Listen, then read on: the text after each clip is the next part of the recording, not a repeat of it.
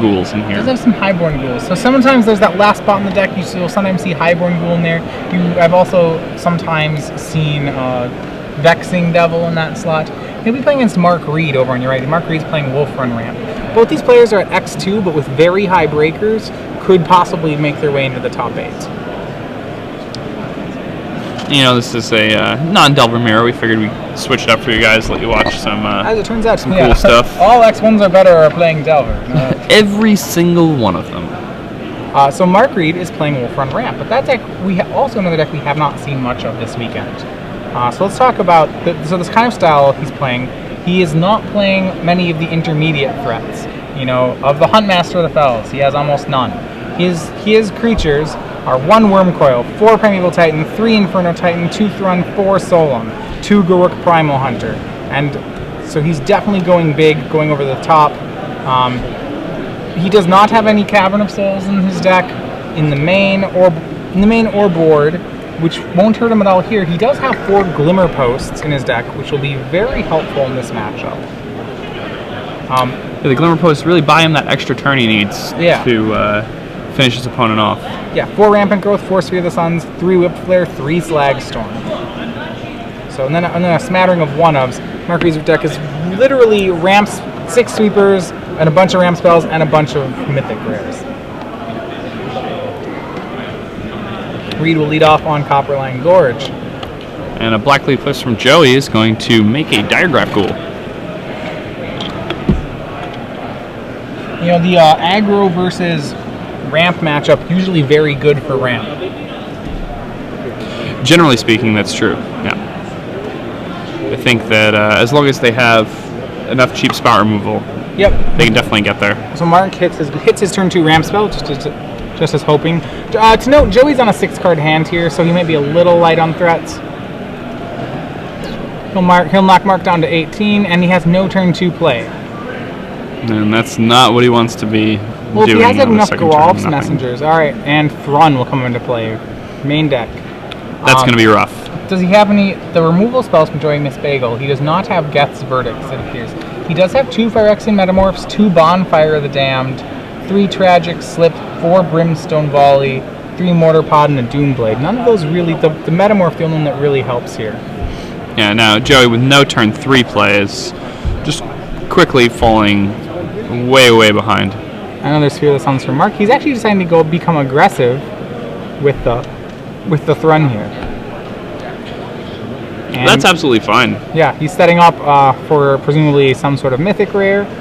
If it's depending on almost which any of them, it is. Yeah, it should be almost any of them, or the Wormcoil will be good enough to win here.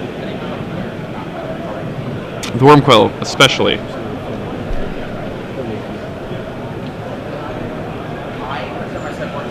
And Joey draws. He's got a lot more lands. He has a cavern, a mountain. He seems to be very flooded. And he has, then I think, some removal spells. He has Brimstone Volley.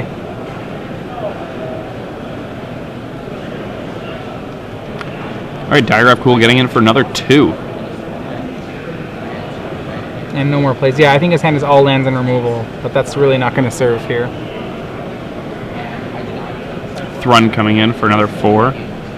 Dropping Joey down to 12 here. And he'll play Solemn Simulacrum. Maybe Mark doesn't have a mythic. Yeah, no Titan in hand. He needs one. Look like he needs anything. I think Joey seems to have kept a somewhat questionable hand here. Well, Joey was on 6, remember? Oh, he mulliganed. Okay. Yeah.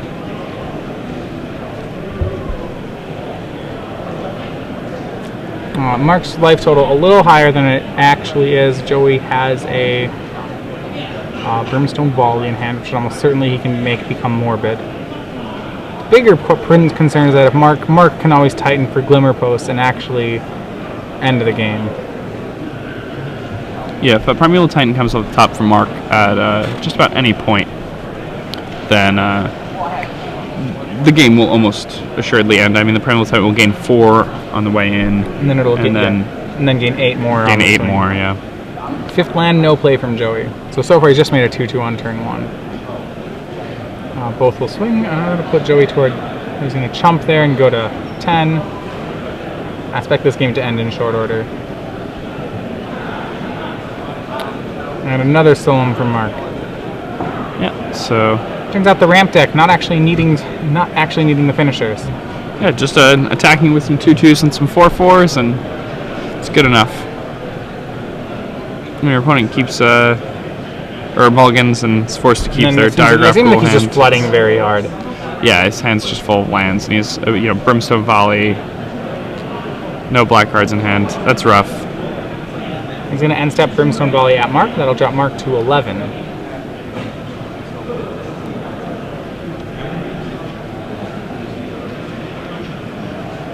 Joey has drawn a Blood Artist. One of the more interesting cards in the Zombies list is really how they've all adopted Blood Artist. And Blood Artist is a pretty powerful effect. Lost to a lot of Blood Artists on Magic Online this week. They often gets to the point where an opponent has multiple Blood Artists in play, and you can't even let your Elish Norn hit the battlefield because you'll just die. Mark moves himself back up to 11 with the Glimmer Post, and he'll swing to hopefully put Joey at 2. Sorry, up to 12.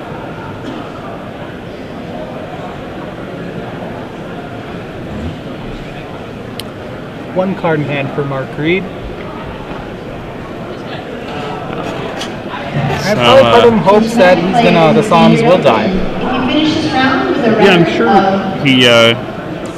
he wants these Solemn Simulacrums to die in some way. I mean, it'll help him hit a Titan. At this point, it doesn't really matter. Joey's drawn another land. This one, a Cavern of Souls. If you already have it on file, I still need to see you. Yep, If you so don't have that's it on gonna be file, it. then I need to see you especially so we can get it filled out. Thank you. Joey's trying to figure out if he has any way to win this. Probably not. Probably just waiting for Mark to turn things sideways. Kessig Wolf Run comes down for Mark Reed. I can't see a way that Joey would be able to interact with this. Yeah, that's pretty good when you have run the last troll in play. Pretty good anyway, but Yeah. Especially with Hexproof.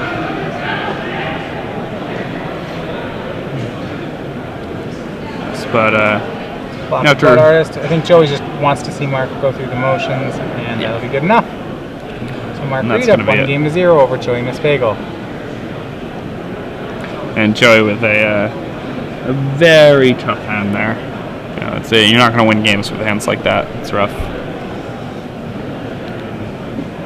Now, to reading the Twitter feeds all weekend, I can assure you that Thrun is not the last troll. There have been others. Looking at these sideboards here, Joey, post board, is going to have access to 3 Phyrexian Obliterators.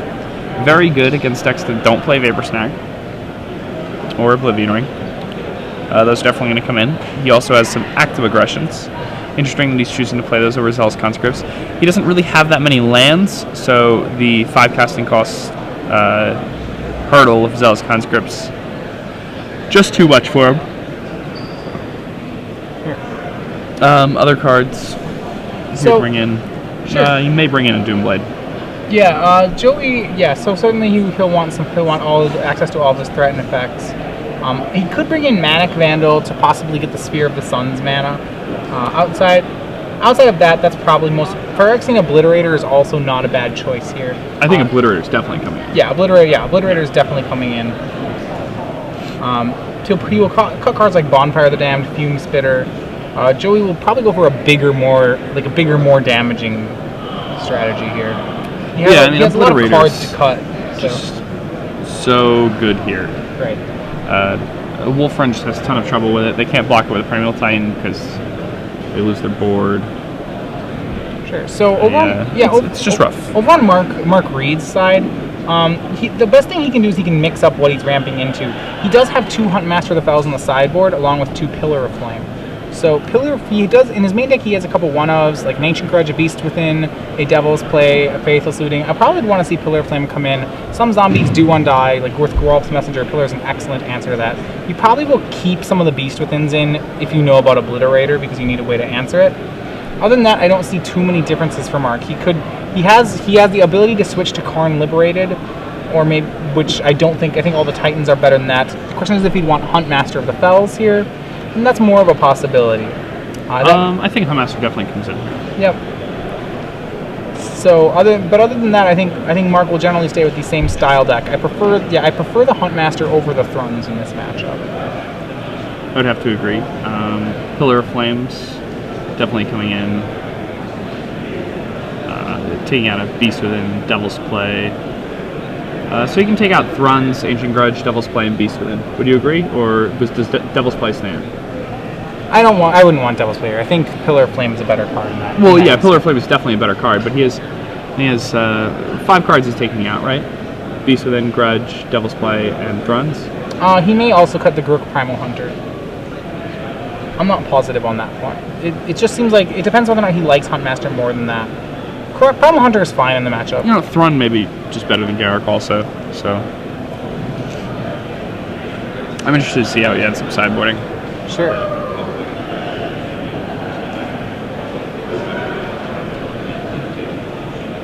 Mark showing the camera how he sideboarded.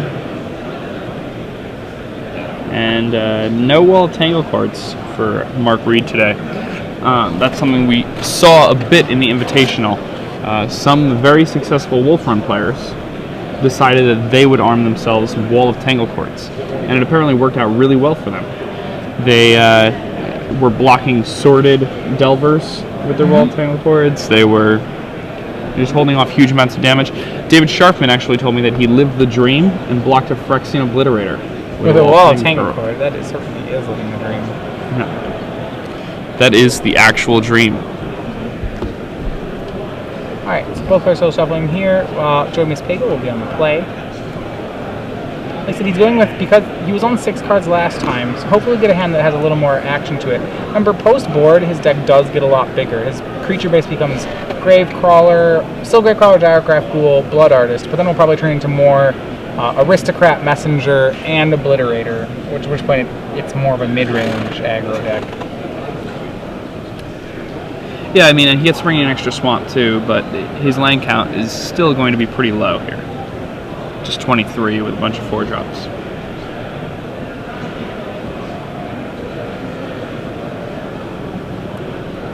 Alright, Mark Reed's going to have to ship. His hand was a little low on lands there. So this time it's Mark's turn to take a mulligan. Joey gets to keep a 7. Mark going down here. And, it's one of the major problems with the Wolf Run is, it's one of the most powerful decks in Standard.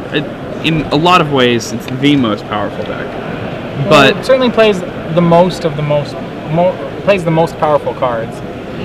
The major issue is it mulligans very poorly. I mean, you need the seeds, the water, and the soil. Right. You need lands, you need ramp spells, and you need threats. So as you go down on cards, you likely will have an equation missing one of those, and you're going to have to hope that you get the other part of it.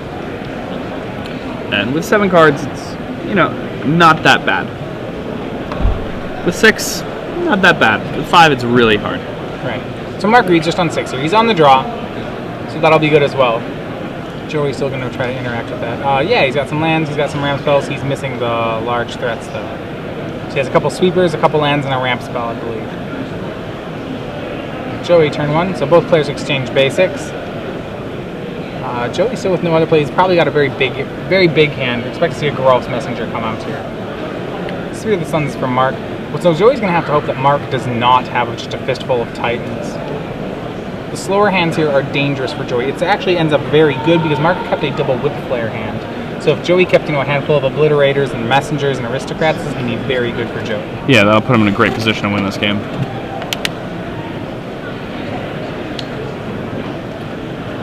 I thought I saw a Blood Artist in Joey's hand. Somewhat surprised he didn't play that on turn 2. Yeah, he has a Cavern, so he's going to have to debate whether he wants to name Vampire or Zombie. It's probably the difference between a Geralf's Messenger and a Falconwrath Aristocrat. And it looks like it's Zombie. All right. Geralf's Messenger will drop Mark Reed to 18. One of the strongest cards in Standard. The mana cost means we don't see it around as much, but when you think about just cards with a very powerful effect, Geralf's Messenger is very, very near the top of the list. Oh yeah, I mean, Kitchen thinks it's one of the best creatures ever, and Geralf's Messenger is just better. Yeah. But it costs black. Right. A pretty prohibitive hurdle. I mean, as they print more lands that we haven't seen, I'm sure some older formats, some Eternal formats, even Modern, may get to the point where mana's kind of just irrelevant, and then we'll start seeing Geralf's Messenger in a lot more decks. different formats. Mark Reed still without a Titan here. He's got I think he has a Wolfier of no, he doesn't have that in his deck. He has some sort of green creature. Alright, so going to crack in for 3 with a Strel's Messenger. It's already dealt Mark 2 damage. And here's another one. It's pretty good. It's 5 drops Mark to 14. The problem is Mark, while he has a double Whip Flare hand, Whip Flaring's dangerous here. I mean, he's going to do it. He kind of has to. And I mean, he's they have going to to get go him to eventually. 10. That And then he's going to get 10. hit for 8. And he's going to be at 2 here. I'm with Growl's Messengers. There's no good way to kill one. Well, not in red and green at least. There's Purges. Celestial Purge probably the ideal way to kill one.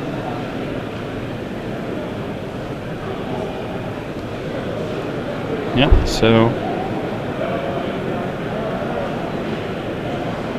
the Gravecrawler comes down for Joey here. Generally speaking, I would... He's going to Active Aggression. That is not a legal play. Actually, Active Aggression should probably stop them there. Yeah. I remember this on All 12 when it happened to me at a Pro Tour. I think it's a very innocent play. Active Aggression only is allowed to target your opponent's creatures. It's one of the few threaten effects that actually works that way. The players did concede to it, and to be in all fairness, I do think that's Joey Mispagel's game, but we should stop and probably Yeah, I mean, there's... let the judges sort that part out. I think an honest mistake on Joey's side. Looking with Joey's hand, there's no reason to think that this game is not going to be his. I mean, he can very easily put his opponent to 2, and then he has an Active Aggression in his hand, which I can't imagine not being able to find 2 more damage with an Active Aggression. But no, that's not a legal play. Yeah, not legal.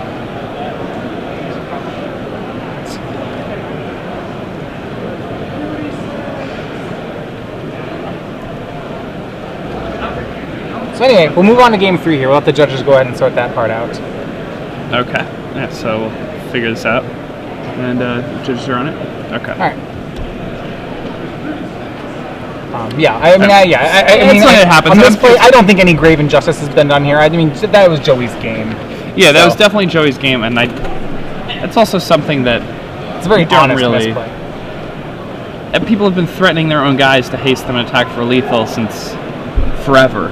Right. And, you know, that's something that they're saying happens in Magic. That's why it's not. Because in Pro Tour Nagoya last year, I actually was defeated by that play, and then was told after the round that it was an illegal defeat. So that kind of stuck with me a little bit. But Mark did concede to the play. So yeah, it's still 1-1. It's not a problem. Yeah. So anyway, moving to game 3. You know, I have to be in Joey's camp a little bit here. I think post-board, his cards are very hard for Mark to deal with. What I really like is that Obliterator is good post-Titan. Obliterator's just always good here. Yeah. Hopefully they'll both get 2 7-card hands so we can see the match play out a little more. They're 2 very non-interactive games so far. Yeah, the first game, Joey just had a Diregraph rule and then nothing happened. Right. He played 5 lands, twice, rule, and 5 lands. That was it.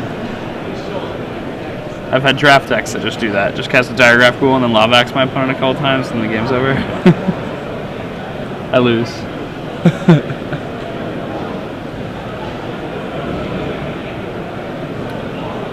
So, post-sideboard, we now know that Joey definitely does have the active aggressions.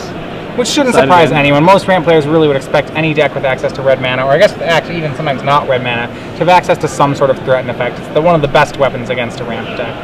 Yeah, they're trying to put gigantic trampling monsters into play, and best way to handle that is to take those giant trampling monsters and attack with them.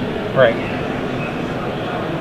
Active aggression is especially sweet that it's an instant. Sometimes if a player there are situations where a player will attack you with 2 Titans, you know, you can clank them into each other. You can untap one of the attackers and make it block the other one. Kind of a dream awesome play, but a play I've actually seen. Yeah, the old Ray of Command play. Yeah. As a 2-for-1. It's something that people would often get caught off guard by back in the day that has become more common knowledge. I think that seems to be the way Magic goes in general. So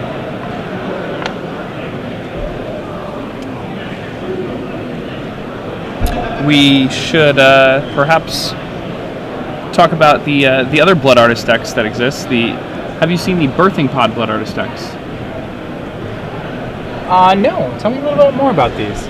Okay, a player went undefeated at a recent Grand Prix, playing the Grand Prix that Christian Calcano won. Right, in second. Grand Prix Minneapolis. From your home. Anyway. Yeah, I was at that one. Didn't go as well, but yeah. Well, you got to play Magic. Yeah, definitely. Anyway, but the deck about it. That's more the important. deck 9-0'd. It was a Blood Artist Birthing Pod deck. This was Chris Schaefer, who had, Madison player. Yeah, Chris Schaefer. I believe his friend actually made the deck. I don't recall his friend's name right now. I apologize, but you can find it on Building on a Budget 3 weeks after that Grand Prix. I talked about the builder of the deck a little bit. I got to speak with him in an email correspondence. I apologize that I don't remember the name now. I'll look it up and say it later. But the deck's really cool. It pods up Blood Artist repeatedly by using its Grave Crawlers. And when you get a bunch of Blood Artists into play, your opponent can't do anything no matter what.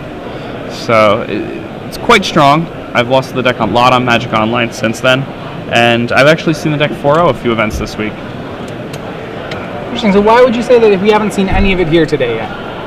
I don't know. That's a really good question. I think sometimes some decks have more traction than others, and that seems to be a pretty awesome deck, but I'm surprised it hasn't had more traction. You know, Pro Tour Hollywood, maybe 4 years ago, there was a black-red tokens deck that was played by a few people, and kind of a similar feel of a deck. And that deck had the highest win percentage at that Pro Tour. The Fury Stoke Giant deck? Yes. Okay. And yet it didn't catch on at all. Hardly anybody played that afterward. Interesting. Right? So I guess there's a feel about it that's just kind of an underpowered strategy, I suppose. Yeah, people don't like black-red as a combination constructed many times. Even though in draft, that seems to be what everybody tries to do. You get to play all your removal spells. Yeah. However, I mean, in constructed, it doesn't seem like people pick up black-red decks. Not too much.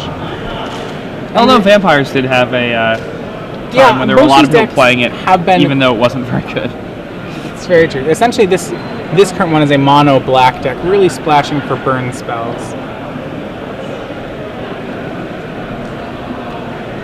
All right, so both players going to keep here. Mark Reed, no early ramp spells. So when you say the equation is ramp spells plus lands plus Titans, you can almost assume now that he has the Titans half of it covered. If he doesn't have ramp, then he must have Titans. Right, because you can't keep if you don't have ramp or Titans. Like he has a hunt. Apparently, you can see he has a Hunt Master of the Fells, which can kind of work in lieu of a ramp spell, because what ramp spells really do is you either want to accelerate the game to Titans, to a Titan part of the game, or you want to slow down the game to Titans, and the Hunt Master does the same thing on the other side. Growl's Messenger will put Mark Reed at 18. I believe he probably is hanging on to some sort of sweeper. Going to want a Pillar of Flame here. Yeah, Pillar of Flame's so good against Growl's Messenger. And Pillar of Flame takes that out. So strong there. Yeah, no trigger off the Blood Artist. The only triggers on Dye's effects. Mark Reed choosing the Pillar of Flame over casting Hunt Master of the Fells. Somewhat reasonable. For sure. And Phyrexian Obliterator from Joey Mispagel. Question: has Mark Reed kept in his Beast Withins would be the question here. Because even in a Titan, even if Mark resolves a Titan, that will still be very hard for him to deal with Obliterator. Essentially, Obliterator is unblockable, and it also prevents Mark from really casting any of his sweepers. Yeah, it's going to be pretty rough for Mark at this point. Especially if Joey has another Obliterator. If he has another Obliterator, it'll be very hard for Mark. The Obliterator line is... Yeah, there used to be, I'd seen it a while ago when Zombies was a little more popular. I'd seen some people were playing Rack with Madness against Phyrexian Obliterator. Which wins when that happens. But none in the deck, in the board for Mark Reed, so you can assume that this will be a fairly difficult card for him to deal with. I've wanted to prey upon with Phyrexian Obliterator so bad. Oh yeah, definitely. Just want to build that deck. Prey upon. Okay, and that's the second Obliterator. Yeah, so that's just devastating for Mark. Yeah, you could have a Titan here and still be pretty And the far cards behind. you need Dismember or Rack with Madness, neither of which he's playing. He does have one beast within the main, 2 in the board. It is unknown whether he's kept either of them in. Without that, I don't see how he deals with them. Judging by his face, I don't think he knows how he's dealing with them either. Yeah, he cast himself an Inferno Titan, and Joey questioned, would you like to target an Obliterator? No, thank you. Mark can possibly get rid of these Obliterators, and it will cost him all his permanents. Yeah, this is going to be pretty rough. You can obviously block one with Inferno Titan, but then... Mark's best hope is to count damage and see if he can swing back for lethal here. Can he, though? I mean, 4, 6... Well, if Joey has no plays, then he can. However, that seems unlikely. That'd be 6, 10, 12, 2 off the damage, plus 3, 4, 5, 7. It would be exactly. If Joey simply shipped the turn here and if Joey's hand was all lands, then Mark could swing back for lethal. However, You can pump the Inferno Titan with the red lands. And Yep. then it would be exactly enough. But Joey would have to flip the Huntmaster for Mark for that to work.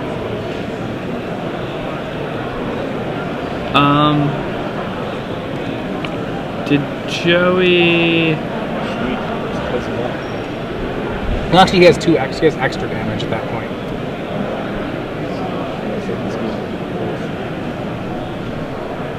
Yeah, Brimstone Volley. Brimstone Volley. Okay, Joey just has it all. And that is match. Joey Mispagel defeats Mark Reed 2-1. In the second to last round of the Star City Standard Open. Joey's at X2, has a very good tiebreaker.